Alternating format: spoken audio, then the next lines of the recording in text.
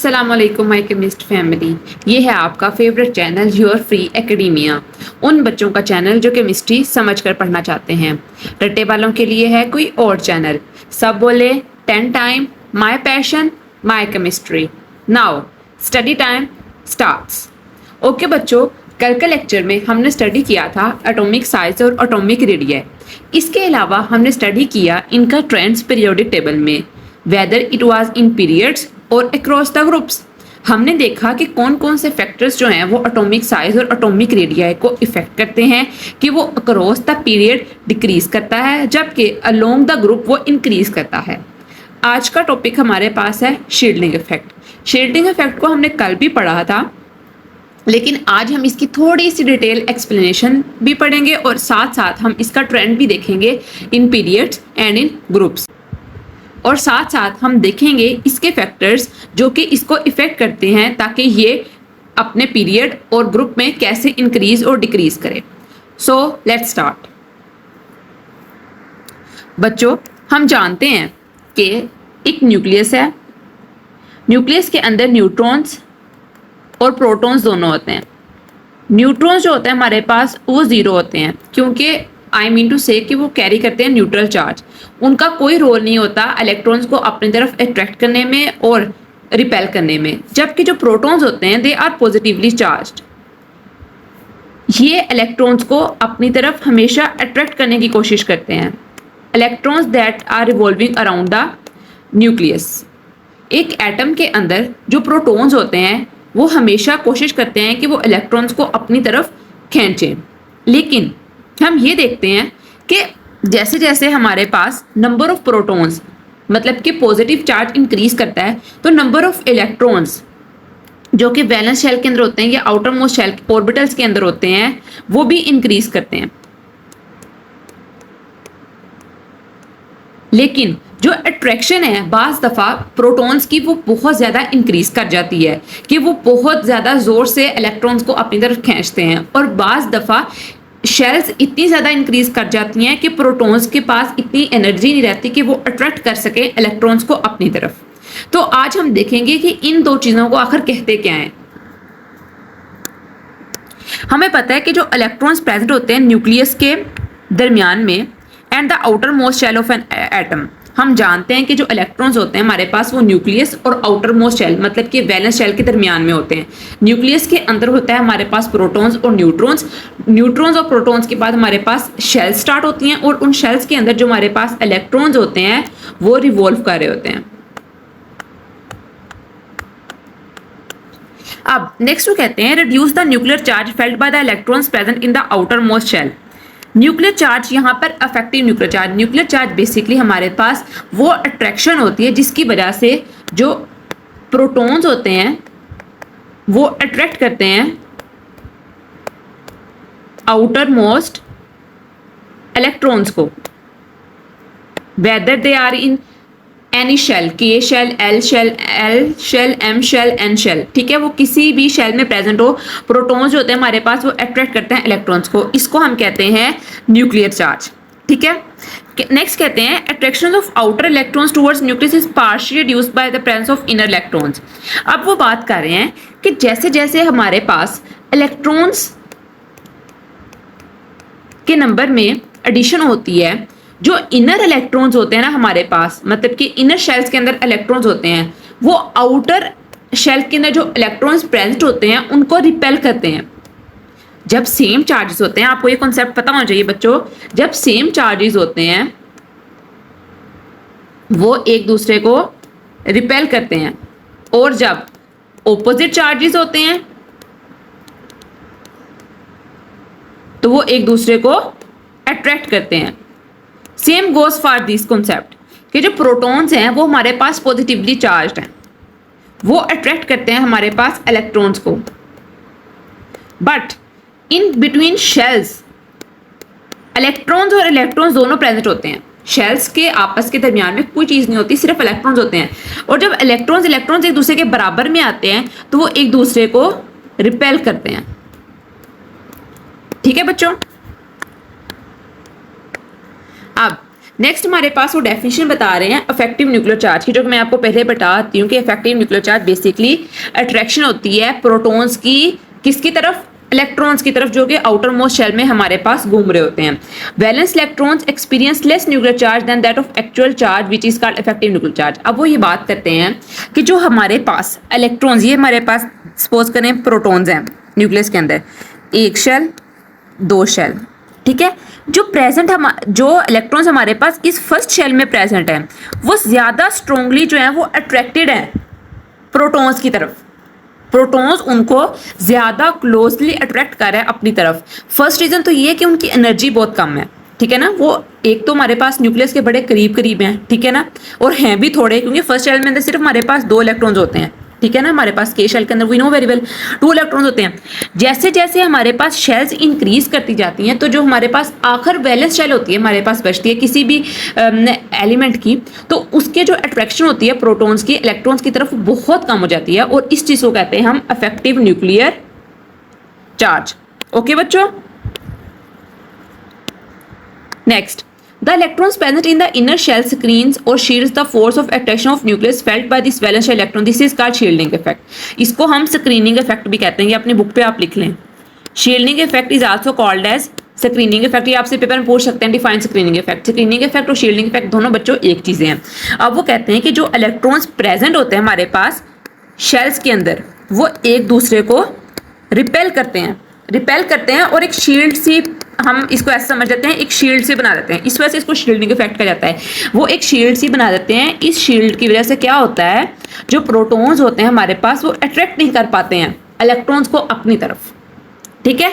इसी को effective nuclear charge कहते हैं। और जब वो एक शील्ड बना देते हैं तो इस फिनोमिना को कहते हैं हम शील्डिंग इफेक्ट और स्क्रीनिंग इफेक्ट। ओके बच्चों, नेक्स्ट कहते हैं इंक्रीज ऑफ एटॉमिक नंबर। हमें पता है एटॉमिक नंबर क्या होता है, नंबर ऑफ प्रोटॉन्स। लेकिन इस चैप्टर के स्टार्ट में हमने एक और चीज पढ़ी थी। जब एच मोसले ने एटॉमिक नंबर डिस्कवर किया था तो उसने एक बात कही थी। उसने कहा था एक्चुअली जो एटॉमिक नंबर होता है ना हमारे पास, वो नंबर ऑफ इलेक्ट्रॉन्स भी होता है, जिसके ऊपर इलेक्ट्रॉनिक कन्फिग्रेशन जो होती है हमारे पास वो डिपेंड करती है। अब यहाँ वो बात कर रहे हैं increase of atomic number, the number of electrons in an atom also increase, that result of increase of shielding effect. अब ये देखो, हमें पता है जब एटॉमिक नंबर क्या होता है, बेसिकली एटॉमिक नंबर हमारे पास होता है नंबर ऑफ प्रोटॉन्स। जब नंबर ऑफ प्रोटॉन्स इंक्रीज करते हैं इट्स ऑब्वियस कि नंबर ऑफ इलेक्ट्रॉन्स भी इंक्रीज करेंगे। अब वो कहते हैं जैसे ही हमारे पास नंबर ऑफ इलेक्ट्रॉन्स इंक्रीज करेंगे ना तो हमारे पास शील्डिंग इफेक्ट भी इंक्रीज करेगा। इसका मतलब क्या है, शील्डिंग इफेक्ट इंक्रीज करने का मकसद ये है कि शील्डिंग जो इलेक्ट्रॉन्स है ना हमारे पास शेल के अंदर, मतलब कि सपोज ये के शेल है और ये एल शेल है, जो इलेक्ट्रॉन्स प्रेजेंट है हमारे पास के शेल के अंदर वो ज्यादा स्ट्रांगली रिपेल करेंगे जो इलेक्ट्रॉन्स प्रेजेंट है हमारे पास एल शेल के अंदर। ये है हमारे पास स्ट्रॉन्ग शील्डिंग इफेक्ट, क्योंकि इलेक्ट्रॉन ज्यादा हो चुके हैं। इलेक्ट्रॉन ज्यादा हो गए हैं तो सारी बात है रिपल्जन ज्यादा होगी। इलेक्ट्रॉन्स कम हो गए तो रिपल्जन कम होगी, वो ज्यादा अट्रैक्ट होंगे न्यूक्लियस की तरफ, प्रोटॉन्स की तरफ। ठीक है बच्चों, अब यहाँ पर हम समझते हैं, ये डायग्राम ये मैंने गूगल से ली थी ताकि आपको अच्छी तरह समझा दूं, क्योंकि मैं ड्रॉ कर रही हूँ तो वो इतनी ज़्यादा विजिबल नहीं है सही तरह, लेकिन इससे समझ आ जाएगी आपको अच्छी तरह। देखिए ये न्यूक्लियस है, न्यूक्लियस के अंदर हमारे पास क्या है, प्रोटॉन्स। ठीक है, ये हमारे पास शेल्स हैं, ये शेल है और ये शेल है, ये हमारे पास हैं इलेक्ट्रॉन्स। ठीक है, इधर घूम रहे हैं। अब ये जो एरो शो कर रहा है इलेक्ट्रॉन का, इसकी तरफ ये क्या शो कर रहा है, ये अट्रैक्शन शो कर रहा है कि जो इलेक्ट्रॉन्स हैं, देखें अब इसके मुकाबले में इधर कोई इलेक्ट्रॉन नहीं है जो इसको रिपेल कर सके, ये सीधा आ रहा है तो ये अट्रैक्ट हो रहा है इसकी तरफ।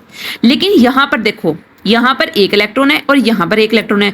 जब इलेक्ट्रॉन एक दूसरे के सामने आए ना, ये इनर इलेक्ट्रॉन हो गए और ये आउटर इलेक्ट्रॉन हो गए, मतलब कि वैलेंस शेल इलेक्ट्रॉन हो गए। ये एक दूसरे को क्या कर रहे हैं, रिपेल, यहाँ पर रिपल्जन हो रही है। अब इस रिपल्जन की वजह से जो हमारा हमने कल क्या पढ़ा था कि जब वैलेंस शेल इलेक्ट्रॉन्स के अंदर इलेक्ट्रॉन ऐड होते जाते हैं, मतलब कि नंबर ऑफ इलेक्ट्रॉन्स ज्यादा होते हैं, नंबर ऑफ प्रोटॉन्स ऐड होते हैं, इंक्रीज करता है नंबर ऑफ प्रोटॉन, तो एटॉमिक साइज इंक्रीज करता है। अब यहाँ से एटॉमिक साइज वाला कॉन्सेप्ट भी हमारा बहुत अच्छी तरह क्लियर हो जाएगा। आपने साथ, अगर आपको ये समझ नहीं आ रहा तो आप पहले जाकर इसकी जो पिछली मेरी वीडियो है एटॉमिक साइज वाली, वो आप एक दफ़ा दोबारा देख लो, ठीक है, ताकि आपको समझ आ जाए। इसके अलावा मैं डिस्क्रिप्शन में भी लिंक डाल दूंगी ताकि आप अच्छी तरह उसको समझ लो, ठीक है। अब देखो, जब यहाँ पर रिपल्जन हो रही है, जब दो चीज़ें आपस में टकराती हैं, रिपल्जन हुई है, तो वो ज़्यादा दूर तक एक्सपेंड करती हैं। सेम गोज फॉर इट, जब ये दोनों रिपल्जन करेंगे, आपस में रिपेल करेंगे एक दूसरे को, तो ये शेल जो होगी हमारे पास, ये डिस्टेंस इंक्रीज कर जाएगा। ये हमारे पास जो है, हमारे पास ये शील्डिंग इफेक्ट का इंक्रीजमेंट है। ये शील्डिंग इफेक्ट जो है हमारे पास वो इंक्रीज हो रहा है। कैसे हो रहा है? नंबर ऑफ प्रोटॉन ज्यादा होंगे तो नंबर ऑफ इलेक्ट्रॉन ज्यादा होंगे, नंबर ऑफ इलेक्ट्रॉन ज्यादा होंगे तो हमारे पास रिपल्जन ज्यादा होगी। जब रिपल्जन ज्यादा होगी तो हमारे पास शील्डिंग इफेक्ट जो होगा हमारे पास वो इंक्रीज करेगा। ओके बच्चों, आई होप सो आपको बहुत अच्छी तरह समझ आ गई होगी। लेकिन अगर आपको फिर भी समझ नहीं आ रही है तो आप लोग कमेंट में लिखो और मैं फिर आपको इंशाल्लाह नेक्स्ट लेक्चर में वो कवर करवा दूंगी। नेक्स्ट हम समझेंगे ट्रेंड्स शील्डिंग इफेक्ट का अक्रॉस पीरियड्स में पहले समझेंगे, फिर ग्रुप्स में समझेंगे। एक समझ लें, एक चीज़ में अगर इंक्रीज कर रहे हैं तो डेफिनेटली सेकंड में वो डिक्रीज ही करना है। ये बहुत इजी हो जाता है कि आप एक ट्रेंड को अच्छी तरह समझ लो। सबसे पहले वो बात कर रहे हैं कि जो शील्डिंग इफेक्ट होता है हमारे पास remains relatively constant across period, मतलब कि हॉरिजॉन्टल रो के अंदर on the periodic table. Even though the number of protons which are increase across a period, the inner energy levels remain the same leading to consistent shielding for outer electrons. अच्छा बच्चों, अब देखो हम imagine कर लेते हैं second period के कुछ एलिमेंट। सेकंड पीरियड में क्या है हमारे पास? लिथियम, बेरिलियम, बोरोन, कार्बन और नाइट्रोजन, ठीक है। लिथियम के ऊपर चार्ज क्या होता है? 3, बेरिलियम के ऊपर 4, बोरोन के ऊपर 5, कार्बन के ऊपर 6 और नाइट्रोजन के ऊपर 7। जैसे जैसे हम अक्रॉस पीरियड मूव कर रहे हैं, ठीक है, तो देख रहे हैं कि हमारे पास नंबर ऑफ प्रोटॉन्स जो है वो तो इंक्रीज कर रहे हैं। 3 है पहले, फिर 4 है, फिर 5 है, 6 और 7 है, ठीक है। नंबर ऑफ प्रोटॉन्स इंक्रीज कर दिया, सेम नंबर ऑफ इलेक्ट्रॉन्स भी इंक्रीज कर गए, ठीक है, दोनों चीजें इंक्रीज कर गई।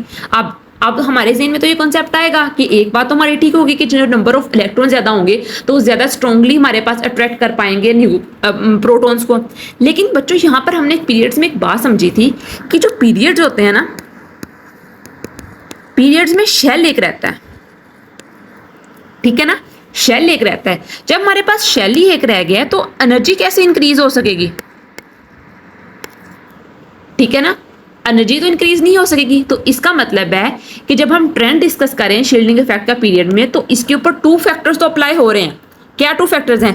कि नंबर ऑफ प्रोटॉन्स इंक्रीज कर रहा है, मतलब कि थोड़ा सा तो शील्डिंग इफेक्ट इंक्रीज हुआ है, ठीक है, और नंबर ऑफ इलेक्ट्रॉन्स भी इंक्रीज कर रहे हैं, ठीक है। 2 चीजें तो हमारे पास होगी, लेकिन हमारे पास जो एनर्जी लेवल्स है ना वो सेम रहा है, जो कि मेन रोल प्ले करता है किसी चीज के अंदर, शील्डिंग इफेक्ट के अंदर। तो हम इसलिए कहते हैं कि जो अक्रॉस द पीरियड होता है हमारे पास शील्डिंग इफेक्ट वो कांस्टेंट रहता है। चेंज होता है बट अ वेरी माइनर और लिटिल चेंज, बहुत कम चेंज होता है, ठीक है। नंबर ऑफ प्रोटॉन्स हमारे पास एक एक करके इंक्रीज हो रहे हैं, अब्रप्ट चेंज नहीं आ रहा जैसे हमारे पास ग्रुप्स में आता है।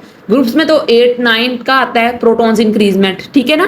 पीरियड में 1, 2, 3, 4 इस तरह करके आता है, ठीक है बच्चों। नेक्स्ट कहते हैं एनर्जी लेवल्स या electron shells. More energy level result in stronger shielding as you move across period the number of energy levels stay constant leading to constant shielding effect. मैंने आपको भी बताया कि क्या होता है कि शील्डिंग इफेक्ट किस पे डिपेंड कर रहा है, एक साथ साथ हमारे पास एनर्जी लेवल्स के ऊपर भी डिपेंड कर रहा है, ठीक है। पीरियड के अंदर एनर्जी लेवल्स 2, जो सेकंड पीरियड है हमारे पास उसके ऊपर 2 एनर्जी लेवल्स हैं, के और एल, ठीक है। तो हमारे पास शील्डिंग इफेक्ट कांस्टेंट रहेगा, that is obvious. Next is distance from nucleus. Electrons farther from the nucleus provide better shielding. कहते हैं कि जैसे जैसे इलेक्ट्रॉन्स जो होते हैं हमारे पास न्यूक्लियस से दूर जाते जाएंगे वो ज्यादा शील्डिंग को इंक्रीज करेंगे। हमें पता है शील्डिंग को इंक्रीज करेंगे, वो सारी बात है। इलेक्ट्रॉन्स हमारे पास दूर होंगे तो शील्डिंग की इफेक्ट ज्यादा हो जाएगा हमारे पास। लेकिन अब हम समझेंगे पीरियड में ऐसा क्या होता है। लेकिन पीरियड में क्या होता है, outer electrons are in the same energy level so the distance from the nucleus remains similar resulting in steady shielding effect. अब देखो कहते हैं पीरियड्स के अंदर हमारे पास शेल्स एक ही हैं। ये एक्सपोज लिथियम है, लिथियम है दरमियान में एक शेल और 2 शेल, ठीक है। सपोज ऐसे कर लो, ठीक है, 2 इलेक्ट्रॉन्स यहाँ पर और 1 इलेक्ट्रॉन यहाँ पर, ठीक हो गया बच्चों। समझो 2 शेल्स है हमारे पास। अब जो हमारे पास एंड पे आता है एलिमेंट वो नियोन होता है। नियोन तक हमारे पास ये 2 ही शेल्स रहनी है। नंबर ऑफ प्रोटॉन्स इंक्रीज कर रहे हैं, आउटर इलेक्ट्रॉन्स भी इंक्रीज कर रहे हैं, लेकिन शेल एक है।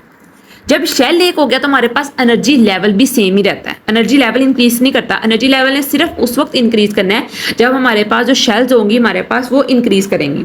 ठीक है, next one is number of electrons. More inner electrons means stronger shielding. Across period, the increase in nuclear charge is accompanied by increase in inner electrons maintaining relatively constant shielding. वही बात जो मैंने आपको पहले समझाई है कि क्या होता है, पीरियड के अंदर जो न्यूक्लियर चार्ज होता है हमारे पास वो तो इंक्रीज कर रहा है, नंबर ऑफ प्रोटॉन्स भी इंक्रीज कर रहे हैं, नंबर ऑफ इलेक्ट्रॉन्स भी इंक्रीज कर रहे हैं, लेकिन हमारे पास जो आउटर शेल के जो हमारे पास एनर्जी लेवल्स हैं वो कांस्टेंट है।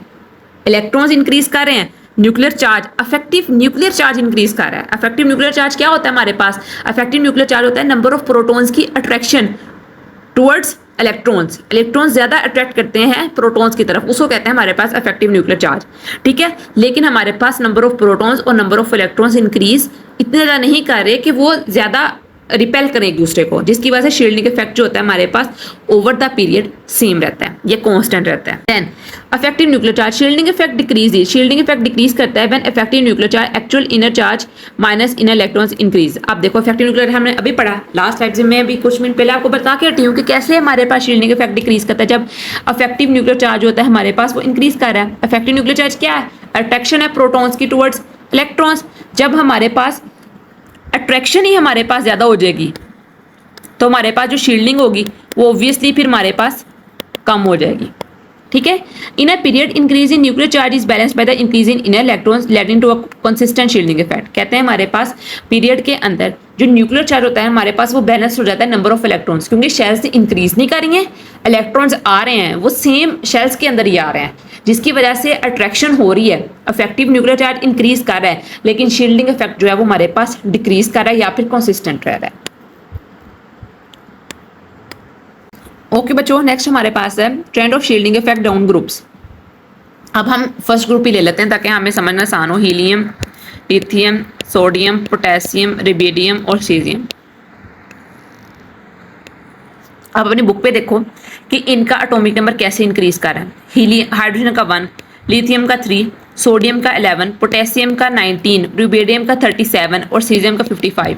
ये आपकी बुक के ऊपर लिखा हुआ हो सकता है, मेरे पास बुक नहीं है, मैं गूगल ड्राइव पे पढ़ती हूँ बुक अपनी, आपको फिर वहाँ से लेक्चर देती हूँ, तो आप देख लेना वहाँ पे अगर कोई मिस्टेक होगी तो आई एम सॉरी। ठीक है, the shielding effect increases when moving down a group vertical columns on the period table. This is because each new electron and idea as you move down a group provides more and shielding for outer electrons. आप देखो हमारे पास यहाँ पर क्या हो रहा है, down the group हमें पता है कि शेल्स जो होती है हमारे पास वो इंक्रीज करती हैं, क्योंकि हमारे पास जो इंक्रीज ऑफ प्रोटोन नंबर है ना, मतलब कि एटॉमिक नंबर है इंक्रीज, वो बहुत तेजी से होता है क्योंकि अब्रप्ट चेंज आता है। पहले हाइड्रोजन के पास 1 था, फिर लिथियम के पास 3 हुआ। ठीक है ना, लिथियम के अंदर 8 इलेक्ट्रॉन डाले, सोडियम के अंदर 11 हुआ। कितना ज़्यादा, एक एक करके नहीं आ रहा, 3, 4, 5 जैसे पीरियड में आ रहे हैं, इंक्रीजमेंट हो रही है उसकी प्रोटोन नंबर की 3, 4, 5, 6। यहाँ पर पहले 3, फिर 11, फिर 19, फिर 37, फिर 55। तो आप देखो कि इसके अंदर कितने तक इंक्रीज हुआ है, जल्दी इंक्रीज हुआ है प्रोटोन नंबर। अब जब प्रोटोन नंबर इंक्रीज हुआ है तो शेल्स भी इंक्रीज हुई हैं। पहले पीरियड ग्रुप के अंदर हमारे पास सिर्फ के शेल थी, सेकंड के अंदर के और एल, थर्ड के अंदर के, एल और एम, फोर्थ के अंदर के, एल, एम और एन। अब देखो शेल्स के अंदर जब इंक्रीज हुआ है तो सारी बात है हमारे पास एनर्जी लेवल्स भी इंक्रीज हुआ है। ठीक है, अब हम देखेंगे एनर्जी लेवल्स की इंक्रीजमेंट क्या करती है। ओके बच्चों, सबसे पहले हमारे पास है एनर्जी लेवल्स इलेक्ट्रॉन शेल्स। हम पढ़ेंगे, देखो जैसे जैसे हम नीचे जा रहे हैं, मैंने भी बताया आपको कि हमारे पास शेल्स जो होंगी वो इंक्रीज करेंगी। शेल्स तो इंक्रीज कर रही हैं तो साथ साथ हमारे पास इलेक्ट्रॉन्स भी इंक्रीज कर रहे हैं। ठीक है, जब इलेक्ट्रॉन्स इंक्रीज कर रहे हैं तो इट्स ऑब्वियस कि हमारे पास जो रिपल्जन है वो भी ज़्यादा हो रही है। जब रिपल्जन ज़्यादा हो रही है तो हमारे पास शील्डिंग भी ज़्यादा हो रही है, हमारे पास शील्डिंग इफेक्ट या स्क्रीनिंग इफेक्ट भी ज़्यादा हो रहा है। ठीक है बच्चों, ये बहुत इंपॉर्टेंट पॉइंट है, समझने वाला यही है, यही बताता है आपको कि ग्रुप्स के अंदर शील्डिंग इफेक्ट इंक्रीज कर रहा है कि डिक्रीज कर रहा है। इंक्रीज कर रहा है, कैसे कर रहा है कि जैसे हम डाउन द ग्रुप जाते हैं हमारे पास नंबर ऑफ प्रोटॉन ज़्यादा होते हैं, नंबर ऑफ प्रोटॉन के साथ साथ नंबर ऑफ इलेक्ट्रॉन ज़्यादा होते हैं। जब नंबर ऑफ इलेक्ट्रॉन ज़्यादा होते हैं तो हमारे पास शेल्स भी इंक्रीज कर रही हैं। शेल्स इंक्रीज करेंगी तो एनर्जी लेवल्स इंक्रीज करेंगे। जब एनर्जी लेवल्स इंक्रीज करेंगे तो इलेक्ट्रॉन और इलेक्ट्रॉन्स की रिपल्जन ज़्यादा होगी। और इलेक्ट्रॉन्स की रिपल्जन ही हमारे पास जो है वो शील्डिंग को इंक्रीज करती है, इसलिए डाउन द ग्रुप हमारे पास शील्डिंग इफेक्ट जो होता है हमारे पास वो इंक्रीज करता है। Then distance from nucleus, electron farther from the nucleus provides better shielding. Electrons जो होंगे हमारे पास, अब देखो जब शील्डिंग हमारे जो शेल्स हैं वो इंक्रीज कर गए तो वैलेंस शेल हमारे पास न्यूक्लियस से बहुत ज्यादा दूर होगी ना, फार अवे होगी।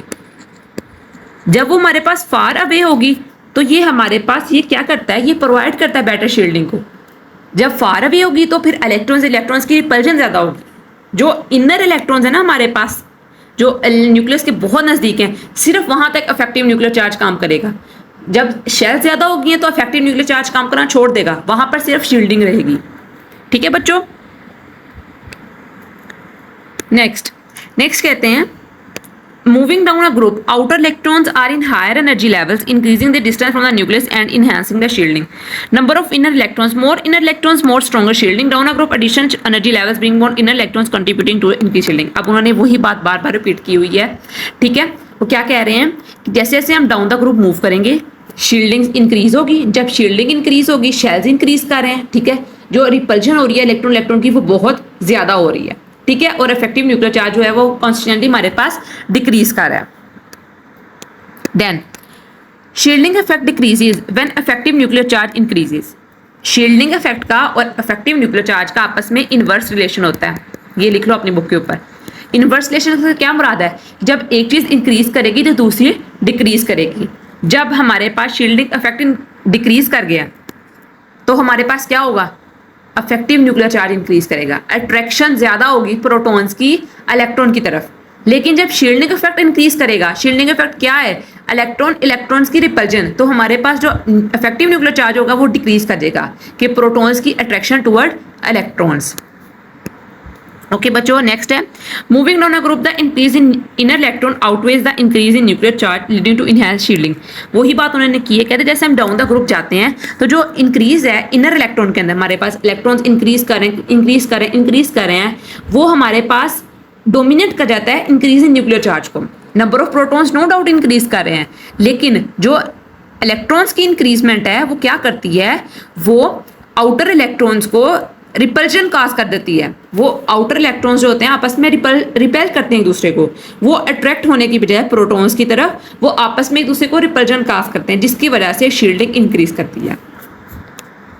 अब मैं आपको जरा सम अप करके बता देती हूँ सब कुछ, ताकि आपको अच्छी तरह समझ आ जाए। सबसे पहले हम पीरियड्स में देखते हैं। पीरियड्स में क्या होता है, नंबर ऑफ प्रोटॉन्स इंक्रीज कर रहे हैं, इलेक्ट्रॉन्स भी इंक्रीज कर रहे हैं। ठीक है, लेकिन शेल्स जो हैं वो कांस्टेंट है। ठीक है, जब शेल्स कांस्टेंट हैं तो electrons are not really repelled. क्यों, क्योंकि वो न्यूक्लियस से दूर नहीं है।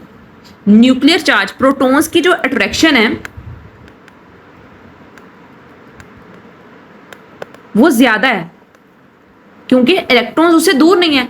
दो ही शेल्स हैं, सेकंड पीरियड में देख लो आप, पीरियड पूरा देख लो ना आप, उसके अंदर क्या है, दो ही हमारे पास शेल्स हैं, के और एल शेल्स। ठीक है, इलेक्ट्रॉन जो प्रोटॉन्स है वो इतने स्ट्रांगली इलेक्ट्रॉन्स को अपनी तरफ खींच रहे हैं कि उनको मौका ही नहीं मिल रहा कि वो एक दूसरे को रिपल कर सके या रिपल्जन काज कर सके, जिसकी वजह से across the period shielding effect remains constant. ठीक है, और इन ग्रुप्स क्या होता है, ग्रुप्स में हमारे पास बच्चों क्या होता है, ग्रुप में ऐसा होता है कि हमारे पास प्रोटॉन्स तो इंक्रीज करते हैं वेरी लार्जली, इलेक्ट्रॉन्स भी इंक्रीज करते हैं। अब जब इलेक्ट्रॉन्स इंक्रीज करते हैं तो हमारे पास शेल्स भी बहुत जल्दी इंक्रीज करती हैं। जब शेल्स ने इंक्रीज करना है तो इलेक्ट्रॉन्स ने न्यूक्लियस से दूर चल जाना है, न्यूक्लियस से फार अवे दूर चल जाना है। इस दूरी की वजह से जो प्रोटॉन्स है उनकी अट्रैक्शन जो होती है हमारे पास वो क्या करती है, कम हो जाती है आउटर इलेक्ट्रॉन्स की तरफ। वो सिर्फ इनर इलेक्ट्रॉन्स को अपनी तरफ खींच सकते हैं, वो भी सिर्फ के और एल तक मैक्सिमम। ठीक है, अब एम और एन तक हमारे पास शेल्स चल गई हैं ग्रुप्स के अंदर। ठीक है, तो जो इलेक्ट्रॉन्स वहां पर है ना उनको प्रोटॉन्स खींच ही नहीं रहे अपनी तरफ, उनको सिर्फ इलेक्ट्रॉन्स अपनी तरफ रिपेल्स कर रहे हैं। ठीक है, इलेक्ट्रॉन्स आपस में आमने सामने आ रहे हैं, रिपल्जन हो रही है।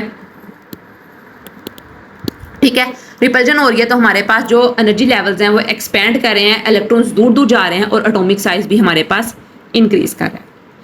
ओके बच्चों, आज के लिए इतना ही। कल तक के लिए अल्लाह हाफिज, टेक केयर, बाय, और अपने चैनल का भी खास ख्याल रखें।